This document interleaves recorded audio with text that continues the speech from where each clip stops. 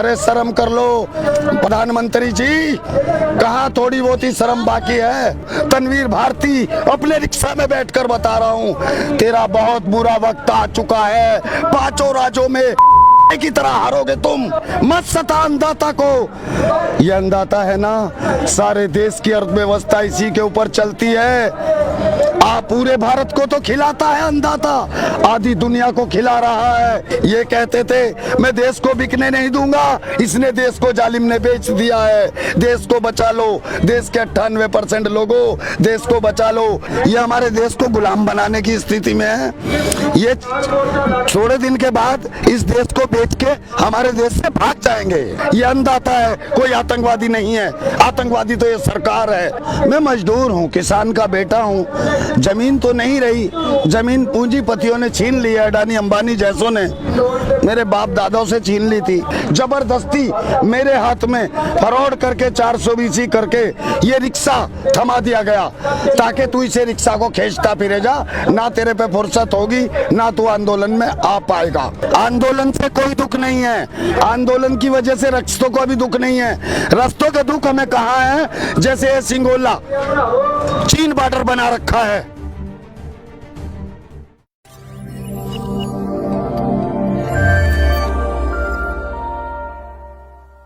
Punjab news ਦੇਖ ਰਹੇ ਸਾਰੇ ਹੀ ਦੇਸ਼ ਦੇ ਦਰਸ਼ਕਾਂ ਦਾ ਮੈਂ ਹਰਜੀਤ ਕੌਰ ਸਵਾਗਤ ਕਰਦਾ। ਦਰਸ਼ਕੋ, ਤੁਸੀਂ ਦੇਖਿਆ ਕਿ ਜਦੋਂ ਤੋਂ ਕਿਸਾਨੀ ਅੰਦੋਲਨ ਚੱਲਿਆ ਤੇ ਸਥਾਨਕ ਲੋਕਾਂ ਨੇ ਵੀ ਬੜਾ ਵੱਡੇ ਪੱਧਰ ਤੇ ਸਾਥ ਦਿੱਤਾ। ਆਪ ਵੀ ਇਸ ਕਿਸਾਨੀ ਅੰਦੋਲਨ ਦੇ ਵਿੱਚ ਆਉਂਦੇ ਨੇ, ਖਾਣਾ ਪੀਣਾ ਵੀ ਖਾਂਦੇ ਨੇ। ਸਾਡੇ ਨਾਲ ਵੀ ਤਨਵੀਰ ਭਾਰਤੀ ਹੈ, ਜਿਹੜਾ ਕਿ ਤੁਸੀਂ ਪਹਿਲਾਂ ਵੀ ਦੇਖਿਆ ਕਿ ਹਮੇਸ਼ਾ ਹੀ ਕਿਸਾਨੀ ਅੰਦੋਲਨ ਨੂੰ ਸਮਰਥਨ ਦੇ ਰਹੇ ਨੇ ਤੇ ਅੱਜ ਇਹ ਆਟੋ ਚਲਾ ਰਹੇ ਨੇ। ਅਸੀਂ ਪੁੱਛਾਂਗੇ ਇਹਨਾਂ ਨੂੰ ਵੀ ਕਿਉਂ ਅੱਜ ਆਟੋ ਚਲਾ ਰਹੇ ਨੇ ਤੇ ਕੀ ਹੁਣ सरकार तक और गल रखना चाहते हैं। नमस्कार जी। नमस्कार जी, मेरा नाम तनवीर भारती, मैं नरेला दिल्ली में रहता हूँ। 4.5 महीने से 4.5 महीने होने आ रहे हैं। आंदोलन में आता जाता रहता हूँ। क्यों? मैं मजदूर हूँ, किसान का बेटा हूँ। जमीन तो नहीं रही, जमीन पूंजीपतियों ने छीन ली है। अडानी अंबानी जैसों ने मेरे बाप दादाओं से छीन ली थी। तो मैं मजदूर हूँ, मजदूरी करता हूँ, अपने बच्चे पालता हूँ। मैं यहाँ 4.5 महीने से रोज जितना टाइम मुझे मिलता था मैं आंदोलन में आ जाता था। जबरदस्ती इस बहरूपिया सरकार ने, जो भारत सरकार अभी चल रही है, मैंने अपनी जवान बेटी मेरी घर पे बैठी है, उसके लिए शादी करने के लिए मैंने 5 लाख रुपया लोन मांगा, मुझको नहीं दिया गया। मैंने और कई बार उनसे लोन मांगा, जिसके लेटर भी मेरे पास है, मेरे घर रखे हुए हैं। मैं पहले भी कई मीडिया चैनलों के माध्यम से बता चुका हूं, लेकिन मुझको नहीं दिया गया।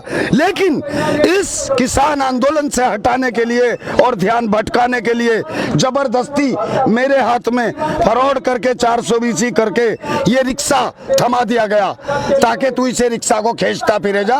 ना तेरे पे फुर्सत होगी, ना तू आंदोलन में आ पाएगा। ये तो हुआ कारण। कैसे मिला ये आपको फिर? ये ऐसे मिला, मेरा एक साड़ू है, उसको रिक्शा की जरूरत थी। मैं उसको दिलवा रहा था, रिक्शा दिलवाया था ये। तो वो शराबी आदमी इस रिक्शा को लेकर और छोड़कर भाग गया। क्यों? कि उसके मन में मोदी पक्ष है, वो साड़ू के मन में मोदी पक्ष है। इस वजह से वो मुझे धोखा देकर चला गया और ये मेरे गले में डल गई।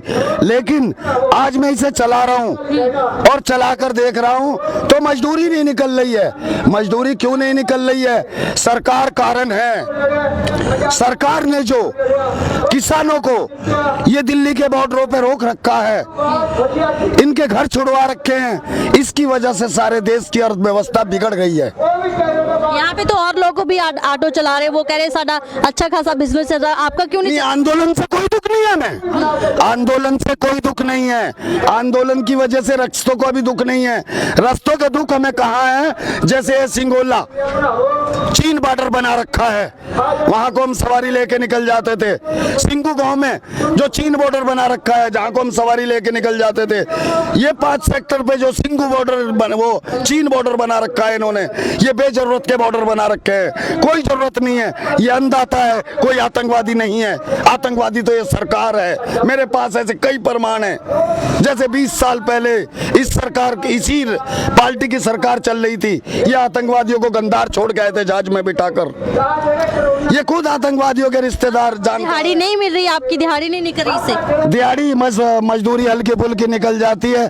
अगर ये सिंगोले का और सिंगू के और ये 5 सेक्टर के रास्ते ये केंद्र सरकार बिल्कुल खुलवा दे तो हमारे जैसे मजदूरों का पेट पल जाएगा।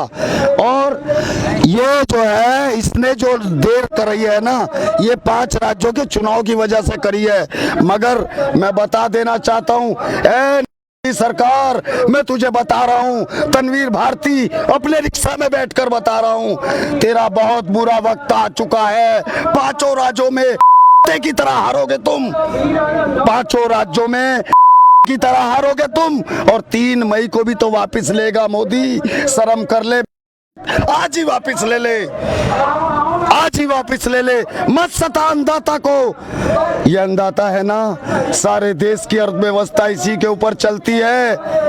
आप पूरे भारत को तो खिलाता है अंदाता, आधी दुनिया को खिला रहा है। अब मान जा, बहुत लंबा समय हो चुका है, सारी दुनिया धिक्कार रही है तुझ पर। तेरी पार्टी के अपने लोग बोलने लगे हैं, आरएसएस वालों ने भी बोल दिया कि कानून वापस ले ले हैं। एक राज्यपाल है तेरी पार्टी के, उन्होंने भी बोल दिया कि मैं बातचीत करने के लिए तैयार हूं अगर सरकार मुझे कहे। अरे शर्म कर लो प्रधानमंत्री जी, कहाँ थोड़ी बहुत ही शर्म बाकी है। आप क्यों इतना गुस्सा सरकार पे निकाल, मतलब कि आपका क्या ज्यादा नुकसान? मेरा गुस्सा यह है, आज काम की बात पूछ ली आपने, मेरा गुस्सा यो है जी, एक सच्चा गुस्सा है मेरा। 20 साल पहले, 21 साल पहले इसी पार्टी की सरकार देश में आई थी। मेरा घर तोड़ा था मिंटो रोड में, जहां मोदी ने अपना घर बना लिया है, बीजेपी का कार्यालय। मेरा घर तोड़ा था मिंटो रोड में, दीनदयाल उपाध्याय मार्ग पे, वहां अपना घर बना लिया मोदी ने। और मैं 20 साल से मारा फिर रहा हूं, ना मुझे मेरा घर मिला, ना मेरे भाई को मेरा घर मिला। मेरी आधी फैमिली मर चुकी है प्लॉट मांगते मांगते 21 सालों में। ये मेरा दुख है। ये जालिम पार्टी है, ये जब आती है देश में नाश करती है। आज भी लाखों लोगों, करोड़ों लोगों के साथ अन्याय अत्याचार कर रही है ये पार्टी। ये लोकतंत्र की हत्या कर रहे हैं। ये 2% लोग हैं जो सरकार में बैठे हैं, 98% जमीर जागे हुए लोगों, भारतीय नागरिकों, उठ के खड़े हो जाओ इस पार्टी, इस सरकार के खिलाफ। क्यों? ये हमारे देश को बर्बादी की तरफ ले जा रही है, संविधान को तोड़ रही है, लोकतंत्र की हत्या कर रही है। जालिम सरकार है ये किसी की नहीं है। ये कहते थे बेटी बचाओ बेटी पढ़ाओ, आज देख लो इनके प्रदेशों में बेटियों के साथ क्या क्या नहीं हो रहा है। ये कहते थे मैं देश को बिकने नहीं दूंगा, इसने देश को जालिम ने बेच दिया है। देश को बचा लो, देश के 98% लोगों, देश को बचा लो। आज जिंदा जमीर हिंदुस्तानियों खड़े हो जाओ। ये कुछ नहीं है, ये 2% लोग हैं, चंद दिनों के भी नहीं है। जहां इनका चुनाव है वहीं इन्हें हरा दो, मोहल्ले से लेके पंचायत तक हरा दो, संसद से लेके पार्लियामेंट तक हरा दो। 98% मेरे देश के जिंदा जमीर लोगों, देश को बचा लो। जय हिंद, जय भारत। आप देख रहे हो कि आप यहाँ पहले किसानी आंदोलन चल रहा है, इसकी भी बात की जा रही है। दूसरे पास से ये बोला जा रहा है कि ईवीएम मशीन का विरोध किया जाए, उसे बंद कर दिया जाए। पर अभी भी कई उम्मीदवार है जो भाजपा आगू के हैं, उनकी कार से जो ईवीएम मशीन मिलती है, तो क्या लगता है कि ये जो चोरी की जा रही है, जहाँ इसी के दम पे जीता जा रहा है? अभी बिहार का चुनाव हुआ थोड़े दिन पहले, बिहार के चुनाव में इन्होंने सरेआम 25 सीट पे बेईमाना किया है। जहां ये 200-250 पे हार रहे थे ना, वहां इन्होंने जीत दिखाई है। अगर ये वो 25 सीट हटा दे अलग, आज भी इनकी सरकार खत्म है बिहार के अंदर।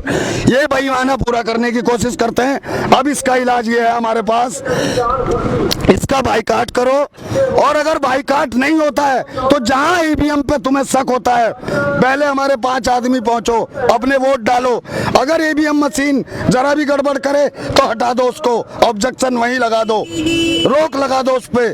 और ईवीएम मशीन का तो वाकई बाइकाट करो। बैलेट पेपर की बात की जा रही है कि अगर चुनाव होने चाहिए तो बैलेट पेपर से होने चाहिए, क्या लगता है कि उससे सही होगी? बैलेट पेपर से भी सही है। और वैसे, और अगर इलेक्शन कमीशन जो है है, ईमानदारी से अपने आप को भारतीय मान के संविधान के दायरे में अगर वो काम कर ले तो मेरे हिसाब से कोई वो नहीं है। पूछो क्यों?